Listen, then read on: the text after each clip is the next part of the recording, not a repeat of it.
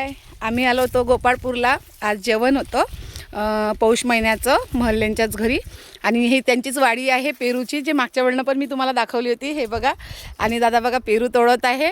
राहुल दादा हाय. आहा, दादानी मस्त पेरू तोडले. हे बघा, आम्ही इथे छानपैकी पिशवीभर आता पेरू तोडले.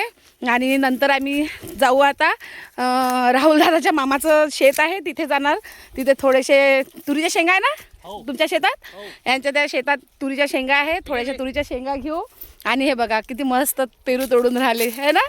हे बघा, आणि वेदू तर नुसतं ना असं खेळण्यात गुंतला आहे. आणि शेतात त्याला येऊन खूप छान वाटते, आणि आम्हाला पण. आणि हे बघा मस्त पेरू आहेत, आणि इथले पेरू ना फेमस आहेत. मी नेहमी इथल्याच पेरूचा तुम्हाला व्हिडिओ टाकत असते.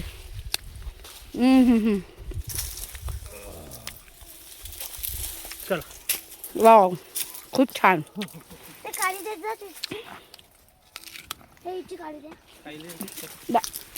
पेरू कसा आहे दादा, खाल्ला होता? मस्त गोड आहे. गोड आहे ना, एकदम गोड. जोपर्यंत दात आहे तोपर्यंत असे पेरू बोरं खाऊन घ्या. मग दात पडल्यानंतर काहीच नाही. दादा हे पडले नाही तो राहू दे ना, कोण खाईन ते, राहू दे. अरे वजन होते त्याचं. आणि हे जे ज्यांचं शेत आहे ना इथले, हे दादा खूप छान आहेत. असं आम्हाला वाटत नाही की आम्ही दुसऱ्याच्या शेतात आलो म्हणून. ते असो नसो, कधी पण आम्ही त्यांच्या शेतामध्ये येतो ना, तर ते कधीच नाही म्हणत नाहीत. किंवा असे हे पण नाही, आपण समजा जर आलो नाही तरी ते म्हणतात, अरे ताई तुम्ही पेरू आले, बोरं आले या वगैरे, ते स्वतःहून बोलवतात.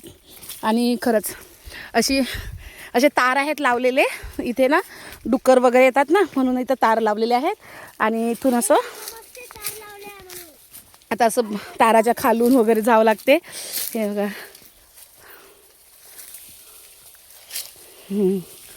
हे बघा, हे असं इथून असं जावं लागते तारांच्या खालून. आणि इथं डुकरांची खूप भीती वाटते. इथं डुकरं खूप येतात, आणि रुई पण येतात इथे.